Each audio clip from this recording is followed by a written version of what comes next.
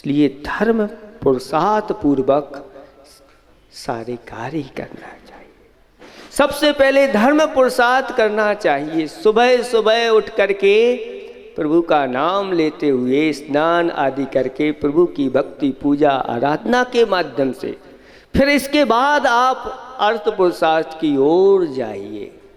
और अगर आपने धर्म पुरुषार्थ किए बिना अर्थ पुरुषार्थ अगर आपने करना प्रारंभ कर दिया, प्रभु को भूल गए, गुरु को भूल गए, शास्त्र को भूल गए और जाकर के सीधे ही अर्थ पुरुषार्थ में लग गए, दुकान खोल करके बैठ गए, समझ लेना आप सही अर्थ पुरुषार्थ नहीं कर रहे हैं। ऐसा वह अर्थ पुरुषार्थ आपको दुर्गति में ले जाएगा।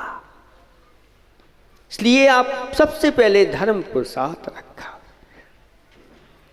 4 पुरुषार्थ में 24 घंटे हैं।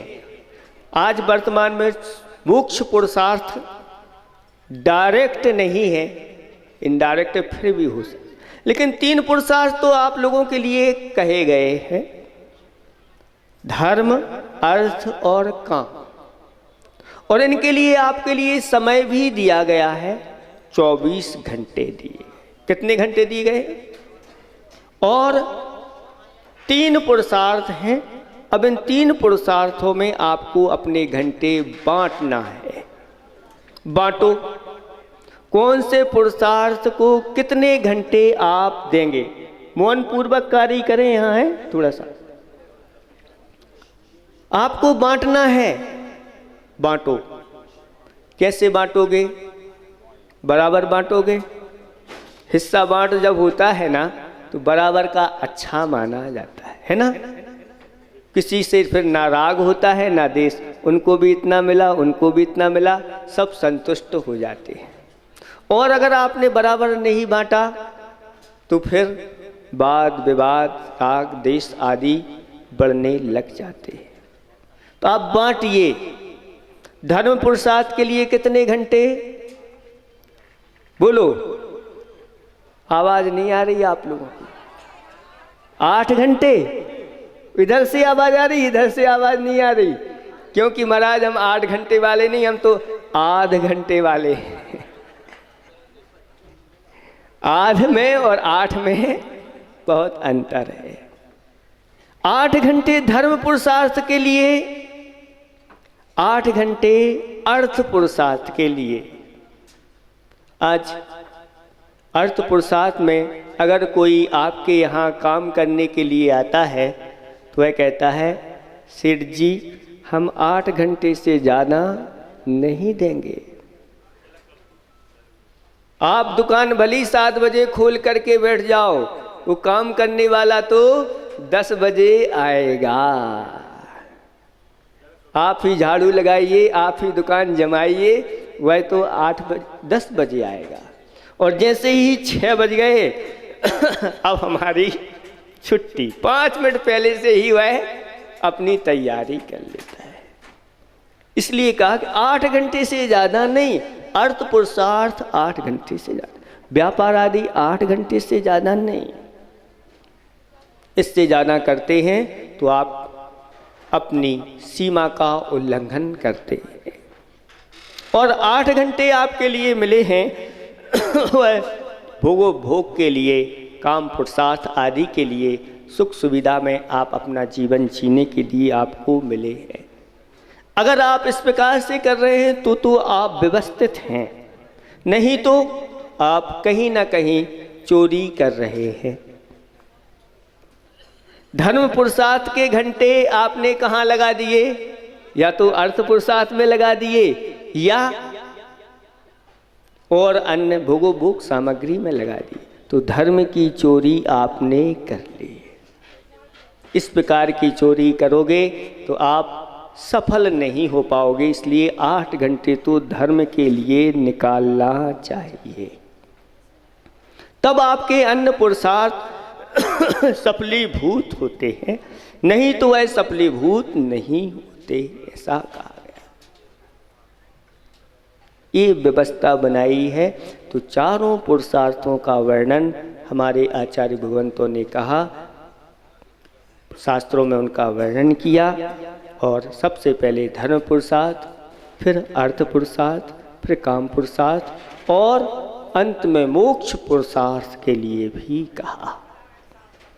धर्म पुरुषार्थ तो आप लोग जानते ही हैं, जिन्होंने पूर्व में धर्म पुरुषार्थ किया उनके परिणाम स्वरूप दान पूजा आदि 6 आवश्यकों का जिन्होंने अपने जीवन में पालन किया, ऐसे धर्म पुरुषार्थ के फल से वो भोग भूमि में दान आदि दिया, भोग भूमि में उनका भाग्य ऐसा चमका कि जो चाहो वो उनको वस्तु वहाँ मिलती है। लेकिन धीरे धीरे पुण्य क्षीण होता गया और जैसे कर्म भूमि आई और कर्म भूमि की व्यवस्था हुई तो फिर वह सारे वृक्ष आदि जो है, जो सुख सुविधाएं हैं, वो समाप्त होने के लगे और लोग आ गए किनके पास? आदिनाथ भगवान के पास। क्या कहते हुए? त्राहि मां, त्राहि मां, त्राहि मां। हे प्रभु मेरी रक्षा करो, मेरी रक्षा करो, मुझे बचाओ बचाओ बचाओ। क्या हुआ? अब दशा हम लोगों की खराब हो गई है। अब हमारी अर्थव्यवस्था, सब खाद्य व्यवस्था आदि सब चौपट हो गई है। अब हमें क्या करना है बताओ। तब उन्होंने उपदेश दिया सट कर्म करने का और कहा ये अब कर्म भूमि प्रारंभ हो गई है, आप कर्म करिए, फिर आपके लिए वह कर्म जो आपने किया है उसका फल खाने को आपको मिलेगा। अब बैठे बैठे नहीं खाना, अब तो अपनी कलाओं को प्रदर्शित करिए। कला 72 पुरुष की, जामे 2 सरदार, एक जीव की जीविका, एक जीव उद्धार। पुरुष के पास कितनी कलाएं होती हैं? 72 कलाएं। और महिलाओं की कितनी कलाएं होती हैं? 64 कलाएं होती हैं। महिलाओं के पास 64 कलाएं होती हैं और पुरुषों के पास 72 कलाएं होती हैं। बाकी कुछ कलाएं इनकी नहीं होती। लेकिन आज ये कलिकाल है कि पुरुषों की कला महिलाएं सीख करके और आगे हो करके पुरुषार्थ करने के लिए तैयार हैं, वो बात अलग है। लेकिन एक जीव की जीविका, एक जीव उद्धार। अगर हमें अपने परिवार की आजीविका चलाना है अपनी जीविका चलाना है तो जीव किस प्रकार से चलाएं? तो वह इस प्रकार के उनके लिए उन्होंने उपदेश दिया। 80 मसी कृषि, विद्या, वाणिज्य और शिल्प, इन 6 कर्मों का उपदेश भगवान ने दिया। उस समय युग के आदि में जो प्रजा जीने की चाह रख रही थी उनसे कहा अब एक कर्म भूमि है, तुम्हारे लिए कर्म करना है। 80 का अर्थ होता है तलवार से आजीविका करना। 3 वर्णों में ये व्यवस्था उन्होंने बना दी। क्षत्रिय वर्ण के लिए कह दिया अब 80 से आप अपनी आजीविका करिए। 80 का अर्थ होता है तलवार। तलवार यानी शस्त्र आदि धारण करके अब प्रजा की अच्छी तरह से रक्षा करिए। ये प्रजा, ये तलवार जो हाथ में आई है, ये तलवार किसी को सताने के लिए नहीं आई, दीन दुखियों के ऊपर इस प्रकार से कहर ढालने के लिए नहीं आई। इसके माध्यम से जो दीन दुखी हैं और जिनके ऊपर कोई ऐसे अत्याचार हो रहे हैं क्रूर जीवों के द्वारा, उनकी रक्षा करने के लिए 80 का विधान बताया और उसके माध्यम से आजीविका का साधन बताया।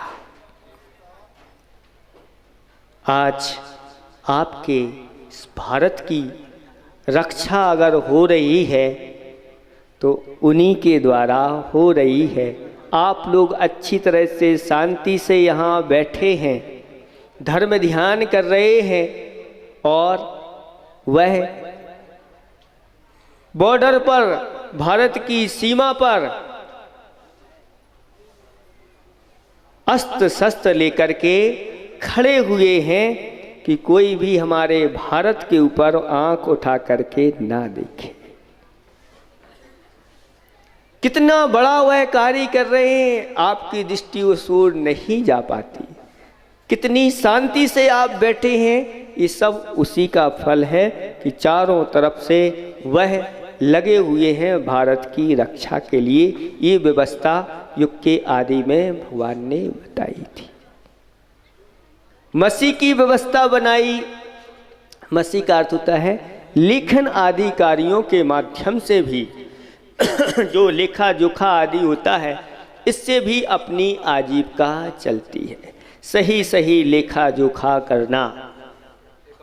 हाँ, जो सीए की व्यवस्था होती है वो सारी व्यवस्था युग के आदि में बताई गई।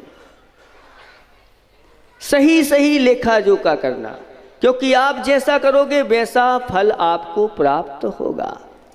किसी ने कुछ पंक्ति लिखी है कि आप जो लेखा करें आप ही जोखा करें। आप जो लेखा करें आप ही जोखा करें। टंच कसती है कसौटी, जो करें चोखा करें।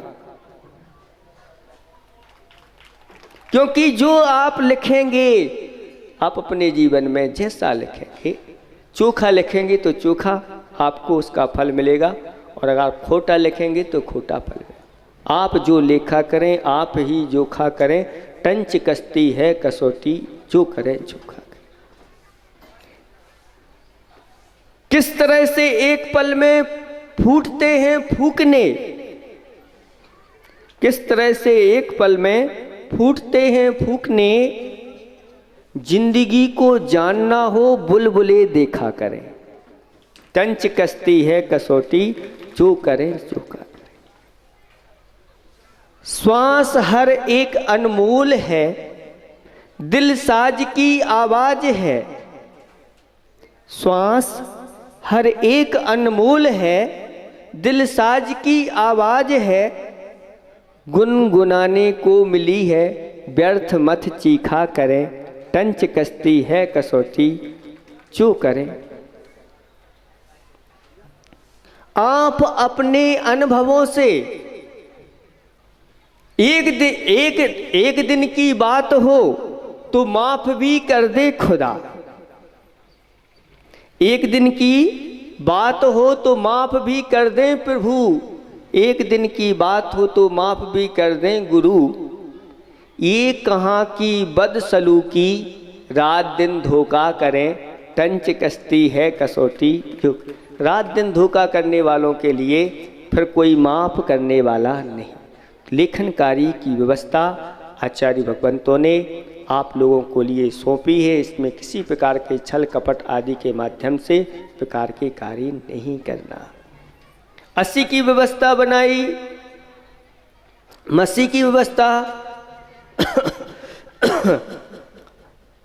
वाणिज्य व्यवस्था बनाई। वाणिज्य का अर्थ क्या होता है? वाणिज्य जानते हैं? व्यापार। वैश्य वर्ग के लिए, वणिक वर्ग के लिए